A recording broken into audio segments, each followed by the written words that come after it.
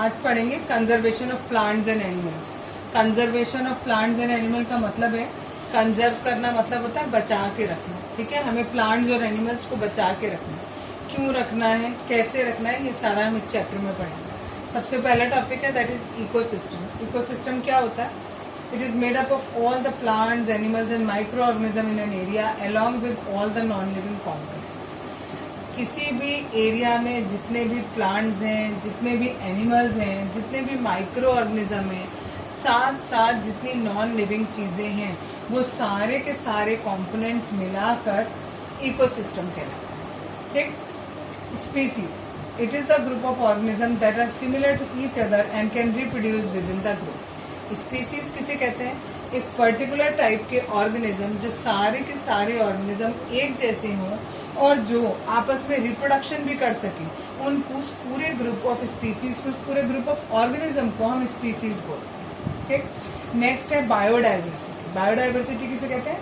Variety of organism in an region. किसी एक particular reason में अगर आपको अलग अलग वेराइटी के प्लांट्स, एनिमल्स, माइक्रो ऑर्गेनिजम्स मिलते हैं तो उस पूरे एरिया को हम, उस पूरी चीज को हम क्या बोलते हैं? बायोडाइवर्सिटी। ठीक, बायोडाइवर्सिटी में दो चीजें आती हैं, that is flora and fauna. Flora means जितने भी पेड़ पौधे हैं, उस रीजन में जितने भी पेड़ पौधे हैं उसे हम फ्लोरा का नाम देते हैं, और उस रीजन में जितने भी एनिमल्स हैं उसे हम फौना का नाम देते हैं।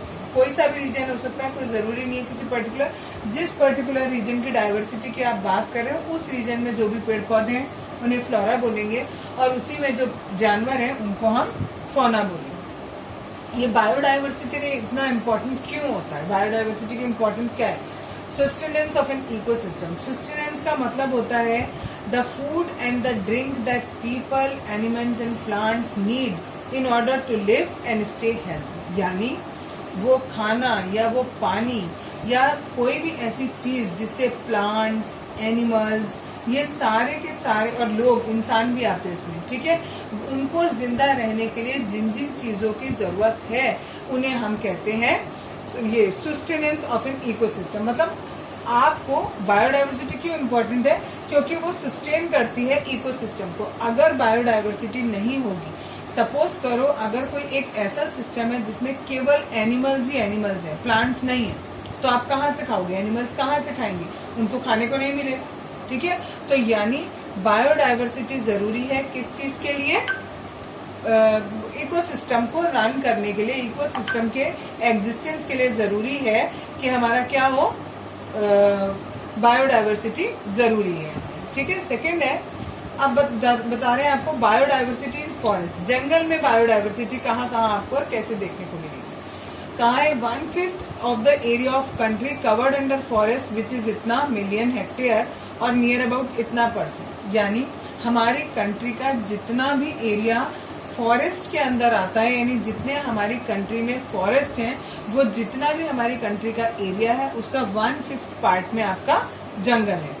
उस 1/5 पार्ट को अगर आप हेक्टेयर में नापोगे तो इट इज 67.71 मिलियन हेक्टेयर। ठीक है, और परसेंटेज में देखेंगे तो इट इज 20.6%। ठीक, यानी इतने एरिया में हमारी कंट्री के जंगल है। जंगल के यूजेस क्या होते हैं? Protect wild life. जितनी भी वाइल्ड लाइफ है उसको प्रोटेक्ट करके रखता है कौन? फॉरेस्ट। दूसरा, maintain balance of oxygen and carbon dioxide. जंगल में पेड़ ज्यादा हैं, एनिमल्स थोड़े कम हैं। ठीक है, in comparison to village area और टाउन एरिया। टाउन में और विलेज में क्या होता है? वहां पर लोग ज्यादा हैं, ठीक है, और पेड़ पौधे कम हैं। तो ये जंगल क्या करता है? ये ऑक्सीजन और कार्बन डाइऑक्साइड का जो बैलेंस होता है उसको मेंटेन रखता है। नेक्स्ट है maintain water cycle. Water cycle को मेंटेन रखता है। वाटर टेबल को मेंटेन रखता है। ठीक है, वाटर टेबल किसे कहते हैं? पानी, वो जमीन के नीचे पानी का एक पर्टिकुलर लेवल होता है। ठीक है, उस लेवल को हम क्या कहते हैं? वाटर टेबल कहते हैं। तो अगर हमारा बारिश बहुत ज्यादा होती है तो ये वाटर टेबल थोड़ा सा ऊपर चला जाता है, अगर सूखा पड़ता है तो ये वाटर टेबल थोड़ा सा नीचे चला जाता है। तो इसको मेंटेन रखने का काम भी किसका है? जंगलों का है। ठीक, नेक्स्ट है चेकिंग फ्लड्स। अगर बाढ़ आएगी या नहीं आएगी वो भी बहुत हद तक किस पर डिपेंड करता है? जंगलों पर डिपेंड करता है। Next is prevent soil erosion. Soil erosion क्या होता है? अगर एक जगह की मिट्टी उड़कर कहीं दूसरी जगह चली जाए, उड़ के चली जाए, बह के चली जाए, आप उठा के रखाओ, उस पूरे प्रोसेस को हम क्या कहते हैं, सॉइल का इरोजन कहते हैं। लेकिन अगर उसके ऊपर, अगर उस मिट्टी के ऊपर आपने पेड़ पौधे उगा रखे हैं, तो ना तो उस मिट्टी को पानी कहीं एक जगह से दूसरी जगह लेके जा पाएगा, ना हवा लेके जा पाएगी, और ना आप लेके जा पाओगे। यानी वो जो फॉरेस्ट है वो प्रिवेंट कर रहे हैं किसको, सॉइल इरोजन। नेक्स्ट टॉपिक है थ्रेट्स टू बायोडाइवर्सिटी, यानी बायोडाइवर्सिटी को किस चीज का थ्रेट है। तो पहला है deforestation and loss of habitats. ये हो सकता है कि भाई डिफॉरेस्टेशन हो जाए। डिफॉरेस्टेशन का मतलब क्या होता है, जब लोग बाग अपने काम के लिए, अपने बेनिफिट के लिए जंगलों को काटते जाए और बहुत बड़ी क्वांटिटी में काटते जाए। ये नहीं कि एक दो पेड़ काटे, उसको डिफॉरेस्टेशन नहीं कहेंगे। ठीक है, डिफॉरेस्टेशन होता है पूरा का पूरा एक पैच ऑफ लैंड था और उस पूरे लैंड को आपने खाली कर दिया और सारे पेड़ को आपने काट दिया, वो डिफॉरेस्टेशन कहलाता है। तो एक बायोडाइवर्सिटी के लिए थ्रेट है एक deforestation and loss of habitats. अगर आपने डिफॉरेस्टेशन कर दिया तो क्या होगा, जो जिन जंगली जानवरों का वो जंगल घर था, वो उनका हैबिटेट क्या हो जाएगा, लॉस हो जाएगा। तो that is loss of habitat. Next है वाइल्ड लाइफ ट्रेड। बहुत सारे लोग ऐसा करते हैं काम कि जंगल में व्यापार कर जंगली जानवरों का व्यापार करते हैं, इसलिए वो जंगली जानवरों को पकड़ लेते हैं। ठीक। तीसरा है पॉल्यूशन एंड क्लाइमेट चेंज, और नेक्स्ट है इंट्रोडक्शन ऑफ न्यू स्पीसीज। इन चारों के बारे में ही डिटेल में अगले टॉपिक में पढ़ेंगे। ठीक। थ्रेट्स टू बायोडाइवर्सिटी, ये मैंने उस दिन भी बताए थे थोड़े से, आज पूरा डिटेल में बता रही हूँ। थ्रेट्स टू बायोडाइवर्सिटी, पहला है deforestation and loss of habitats. अगर हमारा डिफॉरेस्टेशन कर दिया जाए, ठीक है, डिफॉरेस्टेशन का मतलब क्या होता है, अगर हम जंगल को काट दें और उस लैंड पर हम कोई और काम करने लगे तो उसे हम डिफॉरेस्टेशन कहते हैं। डिफॉरेस्टेशन का मतलब ये नहीं है कि आपने 2 या 4 या 10 या 20 पेड़ काट दिए, नहीं, बहुत सारे पेड़ अगर आप एक साथ काट देते हो और खूब बड़ा लैंड आप खाली कर लेते हो और उस लैंड पर अगर आप कोई और काम करने लगते हो तो उसको हम डिफॉरेस्टेशन कहते हैं। कह रहे हैं अगर हम डिफॉरेस्टेशन करेंगे, ठीक है, तो हमारा जो बायोडाइवर्सिटी है वो बिगड़ जाएगी। ठीक है, यानी हमारा जो इकोसिस्टम है उसका बैलेंस जो है वो बिगड़ जाएगा। लॉस ऑफ हैबिटेट हो जाएगा। जो जानवर या पशु पक्षी हमारे जंगल में रहते हैं उनका जो घर है वो उजड़ जाएगा, उनको रहने के लिए घर नहीं मिलेगा। ठीक है, और उनको दिक्कत होगी तो सारा का सारा इकोसिस्टम ही दिक्कत में आ जाएगा। ठीक, पहला थ्रेट ये हुआ हमारा बायोडाइवर्सिटी। दूसरा है, दूसरे से पहले ये जो डिफॉरेस्टेशन है इसके क्या क्या कारण है ये भी पूछा जाता है। तो डिफॉरेस्टेशन का पहला कारण है to build home, factories etcetera. जैसे आप देख रहे हो आजकल कि जनसंख्या दिन प्रतिदिन बढ़ती चली जा रही है। जब जनसंख्या बढ़ रही है तो उसको रहने के लिए घर चाहिए। ठीक है, पहले क्या होता था, एक बड़ा सा घर होता था, उसमें सब लोग एक साथ मिलकर रहते थे, जॉइंट फैमिली में रहते थे। लेकिन अब क्या हो गया है, सब लोग न्यूक्लियर फैमिलीज में रहने लगे, सब लोग अलग अलग रहने लगे।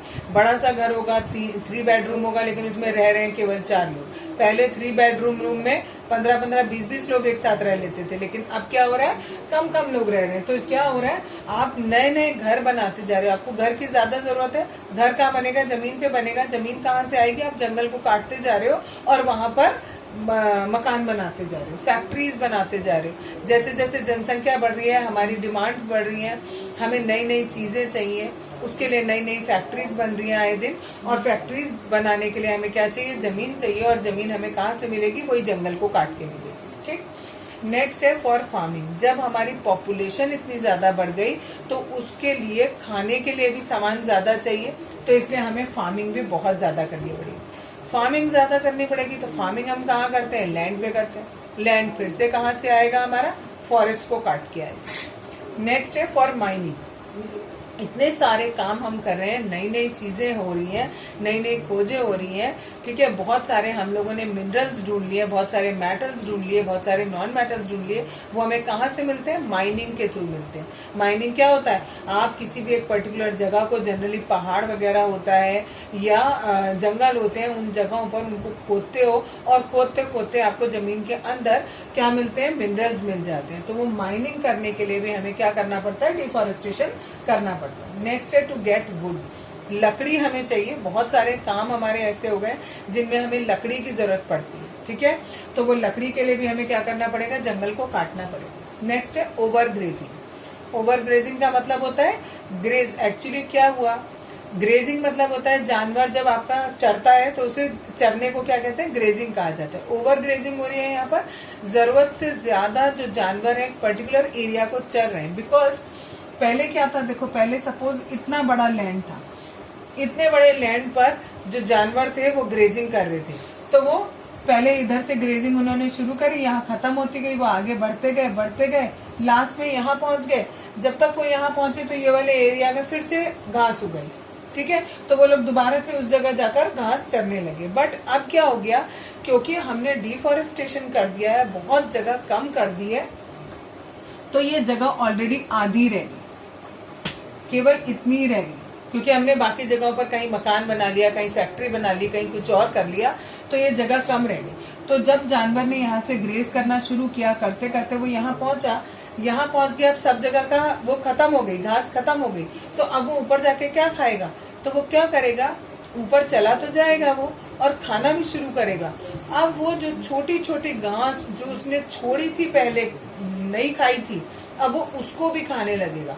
तो क्या होगा, जो जड़ें होंगी उस घास की वो भी बाहर निकल आएंगी, ठीक है। तो पूरी तरीके से हमारा डिफॉरेस्टेशन हो जाएगा, ठीक। और अगर ओवर ग्रेजिंग होती है तो उससे फ्लड के चांसेस भी बहुत ज्यादा बढ़ जाते हैं। तो ये सारे कारण थे हमारे डिफॉरेस्टेशन के। और भी 2 कारण होते हैं डिफॉरेस्टेशन के, एक और होता है, that is natural cause. Natural cause मतलब जैसे ड्रॉट पड़ जाए, फॉरेस्ट फायर हो जाए, और भी होते हैं आपका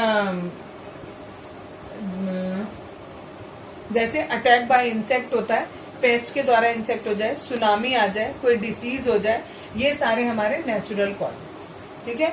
इन कॉजेज की वजह से भी डिफॉरेस्टेशन होता है। एक लॉन्ग क्वेश्चन में आ जाता है, write down the causes of deforestation. थोड़ा सा मैंने बहुत शॉर्ट में दिया है, आप उसी को थोड़ा इलेबोरेट कर देना, ठीक।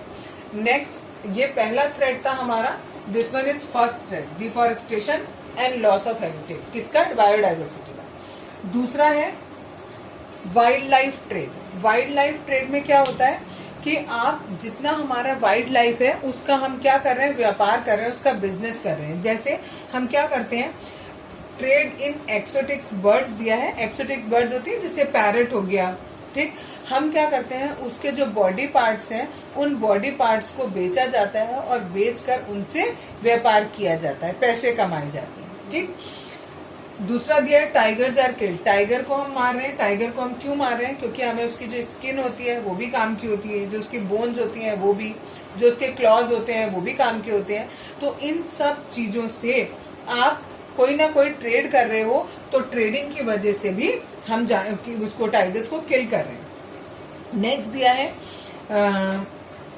अब ये third point, that is pollution and climate change. ये तीसरा थ्रेट है बायोडाइवर्सिटी को, ठीक है। क्या थ्रेट है तीसरा, pollution and climate change. Human activities, आप दिन प्रतिदिन ऐसी एक्टिविटीज कर रहे हो जिनसे क्या हो रहा है, पॉल्यूशन हो रहा है, एयर में हो रहा है, वाटर में हो रहा है, लैंड में हो रहा है, सब जगह पॉल्यूशन ही पॉल्यूशन हो रहा है। दूसरा है ग्लोबल वार्मिंग। हम जितनी भी एक्टिविटीज करते हैं उन सब से कार्बन डाइऑक्साइड गैस निकलती है। वो कार्बन डाइऑक्साइड गैस क्या करती है, वो जो सन की रेज होती है उनको अपने अंदर ट्रैप कर लेती है, जिसकी वजह से पूरे एटमॉस्फेयर का टेम्परेचर इंक्रीज हो जाता है, ठीक। इसे हम ग्रीन हाउस इफेक्ट कहते हैं। और ये जो टेम्परेचर हमारा इंक्रीज हो रहा है इसे हम क्या कहते हैं, ग्लोबल वार्मिंग कहते हैं। तो ये थ्रेट है। और ये सब होने की वजह से क्या होता है, पूरा का पूरा जो बायोडाइवर्सिटी है उसको दिक्कत होती है, कोई ना कोई पूरा जो इकोसिस्टम है उसका जो बैलेंस होता है वो बिगड़ जाता है, ठीक। कार्बन डाइऑक्साइड बहुत ज्यादा हो जाएगी, गर्मी बहुत ज्यादा हो जाएगी, तो बहुत सारी चीजें पिघलने लगेंगी, ठीक है। तो उससे हमें दिक्कत हो जाती है। चौथा थ्रेड जो है वो हमारा है इंट्रोडक्शन ऑफ न्यू स्पीसीज। बहुत सारी नई नई स्पीसीज अपने आप डेवलप हो जाती है, ठीक है। पहले डेवलप नहीं थी, लेकिन अब क्योंकि हम क्या कर रहे हैं, दिन प्रतिदिन अपना क्लाइमेट, अपना एटमॉस्फेयर चेंज करते जा रहे हैं, तो नई नई स्पीसीज प्रोड्यूस होती जा रही है। वो नई स्पीसीज प्रोड्यूस हो रही हैं, तो उन्हें क्या करना पड़ेगा, ये जो पूरा हमारा इस समय प्रेजेंट सिस्टम है, उस प्रेजेंट सिस्टम के साथ मर्ज होना पड़ेगा, मिक्स होना पड़ेगा। तो कई बार तो वो आसानी से मिक्स हो जाती हैं, और कई बार क्या होता है, जो हमारा इकोसिस्टम होता है उसका बैलेंस बिगड़ जाता है। ठीक है, इकोसिस्टम के बैलेंस का मतलब है कि सपोज जो प्लांट्स और एनिमल्स हैं, प्लांट्स जो थे वो एनिमल्स के काम आ रहे थे, एनिमल्स जो है वो प्लांट के काम आ रहे थे, दोनों का एक बैलेंस बना हुआ था। ठीक, अगर सपोज कुछ नई स्पीसीज आ गई तो क्या होगा, बैलेंस थोड़ा सा बिगड़ जाएगा। इसे ऐसे समझ सकते हैं, सपोज आपके घर में जितने भी लोग, 4 लोग रह रहे हैं, ठीक, तो 4 लोग आप किसी न किसी तरह बैलेंस बना के रख रहे हो, चलो भाई ये इस समय ये काम कर रहा है तो मैं इस समय दूसरा काम कर लेता हूँ। ठीक है, तो आप एक दूसरे के रास्ते में नहीं आ रहे, घर के 4 लोग हैं, चारों अलग अलग काम कर रहे हैं, कोई किसी को डिस्टर्ब नहीं कर रहा है। लेकिन सपोज करो घर में कुछ गेस्ट आ जाते हैं तो आप सबको दिक्कत होने लगती है। ठीक है, 1-2 टाइम के लिए तो आप सोचते हो कि चलो ठीक है, बट अगर कोई परमानेंटली वहां रहने के लिए आ जाए तो आपको एडजस्टमेंट में दिक्कत होती है। सेम थिंग इज देयर कि अगर ये जो हमारा इकोसिस्टम है इसमें ऑलरेडी बहुत सारी स्पीसीज हैं, अगर कुछ नई स्पीसीज आ जाएंगी तो इकोसिस्टम जो है वो, उसका जो बैलेंस है वो बिगड़ जाएगा। ठीक, ये हमारे थ्रेड्स हो गए 4 के 4। अब नेक्स्ट टॉपिक है कॉन्सिक्वेंसेज ऑफ डिफॉरेस्टेशन। कॉन्सिक्वेंसेज होता है कि डिफॉरेस्टेशन का क्या प्रभाव पड़ेगा, क्या असर पड़ेगा। पहला है इंक्रीज सॉइल इरोजन। अभी मैंने बताया कि डिफॉरेस्टेशन हुआ तो पेड़ आपने काट दिए, पेड़ काट दिए तो पेड़ की जड़ जो है वो वहां से हट गई। जड़ क्या करती है, मिट्टी को ऐसे बांध के रखती है कस के। ठीक, अब आपने वहां से पेड़ हटा दिया तो उसकी जड़ भी थोड़ी देर में अपने आप सूख साख जाएगी। ठीक, और कभी कभी तो होता है कि पेड़ों को हम जड़ समेत उखाड़ देते हैं। ठीक, तो वहां की मिट्टी जो है वो लूज हो जाएगी, वहां की मिट्टी लूज हो जाएगी तो क्या होगा, जैसे ही बहुत तेज हवा आएगी या बारिश आएगी वो बहकर एक जगह से दूसरी जगह चली जाएगी। That is called soil erosion. ठीक है, तो अगर आपने डिफॉरेस्टेशन कर दिया तो सॉयल इरोजन हो जाएगा, बहुत ज्यादा बढ़ जाएगा। दूसरा है डेजर्टिफिकेशन। डेजर्ट मीन्स होता है रेगिस्तान। रेगिस्तान एक ऐसी जगह जहाँ की मिट्टी बिल्कुल लूज होती। अभी आपने क्या किया, पेड़ को काट दिया, पेड़ को, मिट्टी को कौन बांध के रख रहा था, जड़ बांध के रख रही थी। अब आपने पेड़ ही काट दिया, जड़ काट दी, तो मिट्टी वहां की कैसी हो गई, लूज लूज हो गई। ठीक है, तो यानी वहां पर पेड़ों की जगह पूरा रेगिस्तान सा बन जाएगा, दैट इज डेजर्टिफिकेशन हो गया। नेक्स्ट है ग्लोबल वार्मिंग। ग्लोबल वार्मिंग कैसे हो जाएगी, अभी बताया आपको कि पेड़ आपने काट दिया तो दैट मीन्स ऑक्सीजन का लेवल हो गया कम और कार्बन डाइऑक्साइड का लेवल हो गया ज्यादा, बिकॉज एनिमल्स तो उतने के उतने ही हैं, पेड़ आपने कम कर दिए तो वो हमारी कार्बन डाइऑक्साइड को पेड़ एब्जॉर्ब कर रहे थे, लेकिन आपने पेड़ काट दिए तो हमारी कार्बन डाइऑक्साइड कहाँ रहेगी, जो हम निकाल रहे हैं अपने इनहेलेशन और एक्सहेलेशन करके जो हम कार्बन डाइऑक्साइड निकाल रहे हैं वो एटमॉस्फेयर में रहेगी। तो वो क्या करेगी, सन की एनर्जी को ट्रैप कर लेगी, सन की एनर्जी को ट्रैप करेगी तो धीरे धीरे करके एटमॉस्फेयर का टेम्परेचर इंक्रीज हो जाएगा। ठीक, उसे हम क्या कहते हैं, ग्लोबल वार्मिंग कहते हैं। तो यानी अगर डिफॉरेस्टेशन होगा तो ग्लोबल वार्मिंग भी बढ़ेगी। नेक्स्ट है रिड्यूस ग्राउंड वाटर। ग्राउंड का जो वाटर है यानी जमीन के नीचे जो पानी है उस पानी का लेवल भी धीरे धीरे करके कम हो जाएगा। कैसे कम होगा, अगर पेड़ पौधे नहीं होंगे तो क्या होगा, बारिश भी कम होगी, बारिश कम होगी तो ग्राउंड वाटर का लेवल अपने आप ही कम हो जाएगा। नेक्स्ट है shortage of products we get from forest. जंगल ही नहीं है तो जंगल से जो सामान मिल रहा था वो कहाँ से आएगा, जंगल आपने काट दिया तो जंगल से जो हमें सामान मिल रहा था वो भी हमें नहीं मिलेगा। ये 5 आपके कॉन्सिक्वेंसेज हो गए डिफॉरेस्टेशन के। नेक्स्ट टॉपिक है वाइल्ड लाइफ इन डेंजर। जितनी भी वाइल्ड लाइफ है, अगर हम ये डिफॉरेस्टेशन भी कर रहे हैं इसका भी प्रभाव पड़ेगा किस पर, वाइल्ड लाइफ पर। कैसे पड़ेगा, जैसे आप देख रहे हो जैसे जैसे पॉपुलेशन बढ़ती जा रही है, पिछले कुछ सालों में हमने देखा कि जितनी भी पॉपुलेशन बढ़ रही है उसकी वजह से और प्लस कुछ और दूसरे रीजन है जिनकी वजह से जो वाइल्ड लाइफ है वो धीरे धीरे करके वहां पर जो जनसंख्या है वो कम होती चली जा रही है। उसके कई कारण है, हो सकता है एनवायरनमेंट चेंज हो रहा है। ठीक, कुछ जानवर ऐसे थे जो सपोज 25 डिग्री सेंटीग्रेड टेम्परेचर तक को झेल सकते थे, बट अब हम क्या कर रहे हैं, ग्लोबल वार्मिंग हो रही है, ग्लोबल वार्मिंग हो रही है तो टेम्परेचर क्या होता जा रहा है, बढ़ता जा रहा है, टेम्परेचर बढ़ता जा रहा है। तो जो जानवर 25 से ऊपर के टेम्परेचर में नहीं रह पाएंगे वो मर जाएंगे। ठीक है ना, तो यानी जानवरों की संख्या क्या हो रही है, धीरे धीरे करके कम हो रही है। और भी बहुत से कारण है, जितने ग्रास लैंड थे जहां पर जानवर जाकर चरते थे, उन जगहों को हमने ग्रास लैंड से फार्म लैंड में चेंज कर दिया।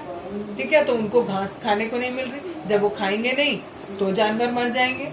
ठीक है, अच्छा कुछ एरिया ऐसे हैं जहां पर जो फ्लड वाले एरिया थे, उन फ्लड वाले एरिया में हमने डैम्स बना दिए।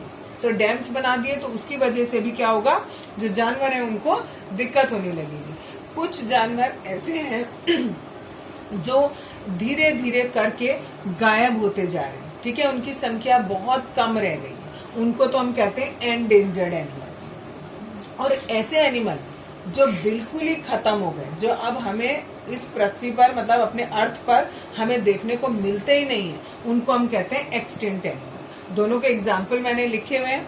ठीक है, कि एंडेंजर्ड कौन से हैं और एक्सटिंक्ट कौन से हैं। एंडेंजर्ड वो होते हैं जिनकी संख्या थोड़ी कम हो गई, पहले जितनी थी उनके हिसाब से कम हो गई, और एक्सटिंक्ट हम कहते हैं जो बिल्कुल ही गायब हो। क्लियर इतना? आज बताऊंगी conservation of forest and wild life, यानी हमें फॉरेस्ट को कंजर्व करना है और वाइल्ड लाइफ को कंजर्व करना है। ठीक, पहले बता रही हूँ कि हमें कंजर्वेशन करना है फॉरेस्ट को, तो वो कैसे कंजर्व करोगे आप फॉरेस्ट को। सबसे पहला तरीका है प्लान्ड हार्वेस्टिंग। जितनी भी जगह पर आप हार्वेस्टिंग कर रहे हो, जैसे भी आप हार्वेस्टिंग कर रहे हो, उसे प्रॉपर प्लान बनाने के बाद आप हार्वेस्टिंग करो। ठीक है, उससे क्या होगा, cutting only some of the trees. अगर आप सपोज करो ये जितना बड़ा बोर्ड है, इतने बड़ा पूरा एरिया था, इस पूरे एरिया में अगर आप हार्वेस्टिंग कर रहे हो, ठीक, अगर आपने इधर से भी काट दिए पेड़, इधर से भी काट दिए, उधर से भी, सारी जगह से पेड़ काट दोगे तो एक तरीके से वो डिफॉरेस्टेशन वाली कंडीशन हो जाएगी। ठीक है, सारा का सारा पोर्शन क्या हो गया, डिफॉरेस्टेड एरिया हो गया, सारा पूरा पोर्शन आपने एक साथ कट कर दिया। तो उससे हमारे बहुत सारे खराब प्रभाव पड़ सकते हैं एनवायरमेंट पर।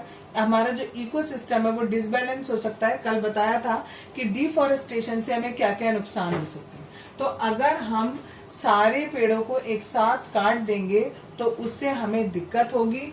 ठीक है, और यहाँ पर हमें क्या करना है, फॉरेस्ट को बचाना है। तो कैसे बचाएंगे, प्लांट हार्वेस्टिंग करके। मीन्स अगर आपको पेड़ों को कट करना है तो आप थोड़ी थोड़ी जगह के पर्टिकुलर कुछ कुछ डिस्टेंस पे ले लो, उतने डिस्टेंस पर कट करो और सारे पेड़ों को एक साथ कट मत करो। ठीक है, सेकंड है एफॉरेस्टेशन। एफॉरेस्टेशन का मतलब होता है रिन्यूइंग अ फॉरेस्ट। जहां पर पहले से कहीं फॉरेस्ट था और अब वहां से फॉरेस्ट धीरे धीरे करके खत्म हो गया, तो आप उस जगह पर दोबारा से पेड़ पौधे उगा दो। अगर आप नहीं उगाते हो तो जो नेचर होती है वो अपने आप से उस जगह को रिन्यू कर देती है। बस फर्क इतना होता है कि नेचर को ये काम करने में थोड़ा टाइम लगता है, और आप लोग क्या करोगे, आप लोगों को पता है यहाँ पेड़ नहीं है, तुरंत बीज डालोगे और फटाफट वहां पर कुछ समय के बाद उसमें पेड़ उग जाएगा। अब नेचर करेगी तो भाई पता नहीं उस जगह पर पर्टिकुलर किस समय पर बीज आए, उसको प्रॉपर एनवायरनमेंट मिले और फिर वो ग्रो हो पाए। ठीक है, तो एफॉरेस्टेशन करके भी हम फॉरेस्ट को कंजर्व कर सकते हैं। तीसरा तरीका है प्रोटेक्शन फ्रॉम फॉरेस्ट फायर। कभी कभी फॉरेस्ट में इतना ज्यादा सन की लाइट से टेम्परेचर इतना बढ़ जाता है कि आपकी फॉरेस्ट में आग लग जाती है। ठीक है, अगर फॉरेस्ट में आग लग जाती है तो बहुत सारे यूजेबल प्लांट्स और एनिमल्स दोनों मर जाते हैं। तो हमें वो उस चीज को रोकना है, तभी हम फॉरेस्ट को कंजर्व कर पाएंगे। उसको हम कैसे कंजर्व करेंगे, कैसे बचाएंगे, spray fire extinguishing solution from aircraft. जो भी आपका फॉरेस्ट का एरिया है, उस फॉरेस्ट के एरिया के ऊपर आप एयरक्राफ्ट पे जाओ और उस पूरी दवाई को, जो किसकी तरह कर रही है, फायर एक्सटिंग्विशिंग की तरह काम कर रही है, मीन्स ऐसी चीज की तरह काम कर रही है जो आग को बुझा देती है। ठीक है, वो आप सारे में स्प्रे कर दो। ठीक है, तो क्या होगा, आपकी आग जो है वो फॉरेस्ट फायर नहीं लगेगी, और अगर लगी हुई होगी तो वो बुझ जाएगी। नेक्स्ट है protection from insect and paste. अगर आप जो भी जमीन है उस जमीन पर आप इंसेक्टिसाइड और फंगिसाइड्स भी स्प्रे कर दोगे तो इंसेक्ट्स और पेस्ट फसल पर या पेड़ पौधों पर नहीं लगेंगे। जंगल के पेड़ पौधे हैं उन पर भी कई बार कीड़े लग जाते हैं, खराब हो जाते हैं, पेड़ पौधे मर जाते हैं। अगर आप उनमें इंसेक्टिसाइड और पेस्ट छिड़क दोगे तो हमारा जो फॉरेस्ट है वो कंजर्व हो जाएगा। नेक्स्ट है प्रोटेक्शन फ्रॉम ओवर ग्रेजिंग। ठीक है, हम जानवरों को ओवर ग्रेजिंग करने से रोकें, उन्हें प्रॉपर पॉस्चर लैंड प्रोवाइड कराएं जहां पर वो ग्रेजिंग कर सके। अगर हम ऐसा करेंगे तो भी हम अपने फॉरेस्ट को कंजर्व कर सकते हैं। तो ये कंजर्व करने के आपको 5 तरीके बताए हैं: plant harvesting, afforestation, protection from forest fire, protection from insects and pest, और next is protection from over grazing. Next topic है हमारा कंजर्वेशन ऑफ वाइल्ड लाइफ। अभी हमने फॉरेस्ट को प्रोटेक्ट किया, अब हम वाइल्ड लाइफ को प्रोटेक्ट करें। कैसे प्रोटेक्ट कर सकते हैं? पहला चीज है हैबिटेट प्रिजर्वेशन। जिस जगह पर हमारे वाइल्ड एनिमल्स रहते हैं उस जगह को हम प्रोटेक्ट करें। ठीक है, वाइल्ड लाइफ में खाली हमारे वाइल्ड एनिमल्स ही नहीं, वाइल्ड प्लांट्स भी आते हैं। बहुत सारे ऐसे जंगली प्लांट होते हैं जो किसी एक पर्टिकुलर एनवायरनमेंट में उगते हैं। तो कह रहे हैं उस हैबिटेट को, उस एनवायरनमेंट को हम प्रिजर्व कर दें। प्रिवेंटिंग डिफॉरेस्टेशन, जंगल को काटना बंद कर दें, तो हमारा ये हैबिटेट प्रिजर्व हो जाएगा। और अगर हमारा हैबिटेट प्रिजर्व रहेगा तो जितनी वाइल्ड लाइफ है वो हमारी प्रोटेक्टेड रहेगी। नेक्स्ट तरीका है हंटिंग रेगुलेशंस। जो भी आपके हंटिंग के नियम है उनको रेगुलेट कर दिया जाए। मतलब hunting of endangered species is completely band. For example आपको बताया कि जो जानवर एक्सटिंक्ट होते जा रहे हैं या अभी एंडेंजर्ड की स्थिति में है और कुछ समय बाद ऐसा भी आ सकता है कि वो एक्सटिंक्ट हो जाए, तो ऐसे जानवरों के हंटिंग पर बैन लगा दिया जाए। ठीक, अगर बैन होगा तो लोग बाग हंट नहीं करेंगे तो वाइल्ड लाइफ हमारी प्रोटेक्ट हो जाएगी। नेक्स्ट है क्रिएटिंग प्रोटेक्टेड एरिया। तीसरा काम क्या करें? वाइल्ड लाइफ को बचा रहे हैं, हमने प्रोटेक्टेड एरिया बना दिए। प्रोटेक्टेड एरिया हमारे 2-3 तरीके के होते हैं। पहला होता है बायोस्फीयर रिजर्व। किसे कहते हैं? A large protection area set aside for conserving biodiversity as well as traditional lifestyle of tribal living in that area। एक पर्टिकुलर एरिया लिया, उस एरिया में जितने ट्राइबल लोग रह रहे हैं उन्हें भी, प्लस जितना भी वहाँ की वाइल्ड लाइफ है या जितने भी वहाँ पेड़ पौधे हैं या जानवर हैं उन सबको अनडिस्टर्ब छोड़ दिया। मींस जैसे वो हैं, जैसे वो रहते हैं उन्हें वैसे ही रहने दिया। ना तो वहां पर किसी को जाने देते हैं, और जाने भी देते हैं तो आपको कटिंग नहीं करने देते, हंटिंग नहीं करने देते, सब कुछ बैन होता है वहां पर। उस जगह को हम कहते हैं बायोस्फीयर रिजर्व। तो अगर आप बायोस्फीयर रिजर्व जगह जगह जंगलों में बना दोगे तो उससे क्या होगा? हमारी वाइल्ड लाइफ प्रोटेक्ट हो जाएगी। वो वाइल्ड लाइफ चाहे हमारे जंगली पेड़ पौधे हों, चाहे हमारे जंगली जानवर हों, और चाहे जंगली इंसान। जंगली इंसान आप किन्हें कहते हो? जो लोग ट्राइबल लोग होते हैं, जो जंगल में रहते हैं। ऐसी बात नहीं है कि उनको अकल नहीं होती है या उनको नॉलेज नहीं होती है, नॉलेज होती है, बट वो प्रॉपर पढ़ाई लिखाई नहीं होती उनको, इसलिए हम उन्हें कह सकते हैं अनएजुकेटेड। ठीक है, इसलिए हम उनकी जो लाइफ है उसको वाइल्ड लाइफ बोल सकते हैं। तो उसको हम प्रोटेक्ट करें। नेक्स्ट तरीका है national park and wild life sanctuaries बनाकर। ठीक है, जिस तरीके से बायोस्फीयर रिजर्व होते हैं इसी तरीके से नेशनल पार्क और वाइल्ड लाइफ सेंचुरीज होती हैं। इनको थोड़ा डिटेल में मैं कल बताऊंगी। अभी केवल इतना समझो कि ये जो नेशनल पार्क और वाइल्ड लाइफ सेंचुरीज होती हैं ये भी क्या करती हैं? ये प्रोटेक्टेड एरिया होते हैं किसी एक जंगल में। ठीक है, किसी एक पर्टिकुलर जंगल के प्रोटेक्टेड एरिया होते हैं। प्रोटेक्टेड एरिया का मतलब होता है कि उस पर्टिकुलर एरिया में या तो जाना बैन होता है, और अगर जाने भी दिया जाता है तो कोई परमिट या टिकट लेकर आपको जाने दिया जाता है, और उस एरिया में जाकर आप कोई भी इनलीगल काम नहीं कर सकते। इनलीगल काम इन द सेंस ये नहीं कि किसी को जान से मार रहे हो समथिंग, नहीं। आप वहां पर पेड़ पौधों की कटिंग नहीं कर सकते, किसी एनिमल का हंट नहीं कर सकते हो। ठीक है, ये सब काम वहां पर बैन होते हैं। उन्हें हम नेशनल पार्क और वाइल्ड लाइफ सेंचुरीज कहते हैं। और उनमें जो जानवर होते हैं वो बिल्कुल खुले रूप से घूम पाते हैं। ठीक है, उनको कोई बैन नहीं होता कि आप यहाँ नहीं जा सकते, वहां नहीं जा सकते। जैसे चिड़ियाघर होता है, चिड़ियाघर में आप देखते हो शेर को तो उन्होंने रखा हुआ है, लेकिन जो शेर का एरिया होता है, जो उसकी डेन होती है, उसके चारों तरफ बहुत बड़ा बड़ा गैप होता है और उस गैप में पानी भरा हुआ होता है। वो किस लिए होता है? कि अगर वो शेर आपके पास आना भी चाहे तो वो उस पूरे इतने बड़ी जगह को छलांग मार के नहीं आ पाएगा, और आएगा तो वो पानी के अंदर वहीं गिर जाएगा। ठीक है। तो वहां पर जंगलों में मतलब सॉरी चिड़ियाघरों में जो जानवर होते हैं उनका जो एरिया होता है, लिविंग एरिया होता है, वो प्रोटेक्टेड होता है। मीन्स आपको क्या दिया, रिस्ट्रिक्टेड होता है कि आप इतने ही एरिया में घूम सकते हो। लेकिन जो नेशनल पार्क और वाइल्ड लाइफ सेंचुरीज होती हैं, यहाँ पर जो जंगली जानवर होते हैं वो फ्रीली मूव कर सकते हैं। कल बताया था नेशनल पार्क और वाइल्ड लाइफ सेंचुरीज बनाई जाती है जिससे हम जानवरों को प्रोटेक्ट कर सकें, ठीक है। तो यहाँ दिया है नेशनल पार्क और वाइल्ड लाइफ सेंचुरीज क्या होती हैं, are protected forest to preserve wildlife, ठीक है। यानी एक ऐसे फॉरेस्ट होते जंगल ही हैं, बस जंगल में अगर सपोज करो ये पूरा बोर्ड एक जंगल है, तो आपने जंगल का इतना एरिया चार दीवारी बना दी, उसके चारों तरफ कह दिया ये एक नेशनल पार्क है या एक वाइल्ड लाइफ सेंचुरी है, ठीक है। तो ये प्रोटेक्टेड फॉरेस्ट होता है जहां पर जानवर और पेड़ पौधे सुरक्षित रहते हैं, ठीक है। नेक्स्ट है इन एनपी लिखा है, NP means national park. In national park things which are prohibited, कौन कौन सी चीजें नहीं कर सकते आप, क्या नहीं कर सकते, कटिंग डाउन ऑफ ट्रीज नहीं कर सकते, पेड़ों को नहीं काट सकते वहां जाके, हंटिंग नहीं कर सकते।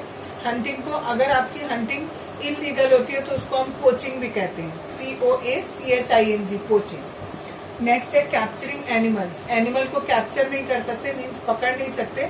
कभी कभी लोग बाग अपने काम में लाने के लिए जानवरों को कैप्चर कर लेते हैं, अपने पास पालते पोसते हैं, और जब वो बूढ़ा हो जाता है तो उसे मारकर खा जाते हैं या उसकी स्किन को यूज कर लेते हैं, सो ऑन। तो वो सब काम आप नेशनल पार्क के एरिया में नहीं कर सकते। कुछ एग्जाम्पल दिए मैंने आपको नेशनल पार्क के, ये पंचमार्गी बायोस्फीयर रिजर्व है, ये सतपुड़ा नेशनल पार्क है, बंदीपुर नेशनल पार्क, गिर फॉरेस्ट नेशनल पार्क, और भी बहुत सारे नाम आपकी बुक में दिए हुए हैं। कम से कम 4 नाम आप याद कर लो, 4 नेशनल पार्क के, 4 बायोस्फीयर रिजर्व के और 4 वाइल्ड लाइफ सेंचुरीज के। कभी कभी पूछ लिया जाता है एक नंबर में, ठीक है। अगला है गवर्नमेंट ने क्या किया, गवर्नमेंट ने इस कंजर्वेशन को करने के लिए, जानवरों को और पेड़ पौधों को बचाने के लिए क्या किया, फॉरेस्ट कंजर्वेशन एक्ट बनाया, ठीक है। Its aim is to reserve and conserve the natural forest, यानी इसका मेन उद्देश्य क्या था कि जो भी हमारा नेचुरल फॉरेस्ट है उसको हम बचा कर, ठीक है। फॉरेस्ट में अब चाहे फॉरेस्ट में वो पेड़ पौधे हो चाहे जानवर हो, हर चीज को बचा रहे हैं, पूरे के पूरे फॉरेस्ट को बचा के रख रहे हैं, that is forest conservation act, ठीक है। फॉरेस्ट कंजर्वेशन एक्ट मैं देख लेती हूँ आपकी बुक में, ईयर नहीं दिया हुआ है तो कोई दिक्कत नहीं, ठीक है। नेक्स्ट है hunting is done for, hunting क्यों की जाती है, क्यों करते हैं, फॉर बॉडी पार्ट्स, किसके बॉडी पार्ट्स, जो एनिमल्स हैं उनके बॉडी पार्ट्स के लिए, ठीक है। उनकी स्किन है, कई जानवर ऐसे होते हैं जिनके दांत होते हैं वो बहुत यूजेबल होते हैं, तो इस तरीके से उनके जितने भी बॉडी पार्ट्स हैं वो किसी न किसी काम आते हैं, तो उन बॉडी पार्ट्स के लिए हम हंटिंग करते हैं, या फिर फूड के लिए। कई बार जब जंगलों में पेड़ पौधों से हमें खाना नहीं मिलता है, नहीं हो पाता है, तो जानवरों को मार दिया जाता है और उनको खा लिया जाता है। नेक्स्ट टॉपिक है WWF एंड IUCN। ये WWF क्या है, इसका फुल फॉर्म क्वेश्चन में पूछ सकते हैं दोनों का, ठीक है। WWF होता है world wide fund for nature, ठीक है। वो WWF आपकी वो लड़ाई वाला नहीं है, ठीक है, world wide fund for nature. और दूसरा है IUCN is international union for conservation of nature and natural resource, ठीक है। अच्छा, ये जो है ये दोनों के दोनों WWF और IUCN, ये दोनों के दोनों इंटरनेशनल ऑर्गेनाइजेशन है जो क्या काम करती हैं, that work towards wild life conservation. ये भी काम कर रही हैं वाइल्ड लाइफ को बचाने के लिए। तो 1 नंबर के क्वेश्चन में आता है ऐसे 2 ऑर्गेनाइजेशन का नाम बताइए जो ये वाइल्ड लाइफ को कंजर्व करते हैं। तो दोनों का नाम, कभी कभी नाम आपको खुद दे देंगे और कह देंगे इनकी फुल फॉर्म लिख दीजिए। नेक्स्ट है इंडियन गवर्नमेंट ने क्या किया, इंडियन गवर्नमेंट ने लॉन्च किया एक प्रोजेक्ट टाइगर नाम से। कब किया था, इन 1973 किया था। और जब उन्होंने प्रोजेक्ट लॉन्च किया था तो उस समय हमारी इंडिया में केवल 9 टाइगर बचे हुए थे, ठीक है। ये हुआ था 1973 में लॉन्च। उसके बाद 2010 में दोबारा से काउंट किया गया टाइगर्स को, तो वो 40 है, 40 टाइगर्स पाए गए, यानी कंजर्व करने से उनकी संख्या बढ़ गई। नेक्स्ट है फॉरेस्ट एंड पेपर। आपको पता है सबको, पेपर किससे बनता है? वुड के पल्प से बनता है, ठीक है। 17 पूरे बड़े के बड़े पूरे मतलब पूरी तरीके से ग्रोन हुए हुए जो पेड़ होते हैं वो 17 पेड़ लगते हैं अगर हमें 1 टन पेपर बनाना होता है। तो दैट मीन्स अगर आपको ट्रीज को सेव करना है तो आप पेपर सेव कीजिए। अगर आप पेपर सेव करते हो तो दैट मीन्स आप ट्रीज को सेव कर रहे हो, ठीक है। नेक्स्ट है एंडेमिक स्पीसीज। एंडेमिक स्पीसीज उन स्पीसीज को कहा जाता है, या उन प्लांट, दोनों आते हैं स्पीसीज में, प्लांट्स भी आते हैं और क्या बेटा, अच्छा ओके ठीक है, हाँ ये प्लांट्स भी आते हैं और एनिमल्स भी आते हैं। और ऐसे प्लांट्स और एनिमल जो किसी एक स्पेसिफिक जगह पर पाए जाते हैं, ठीक है।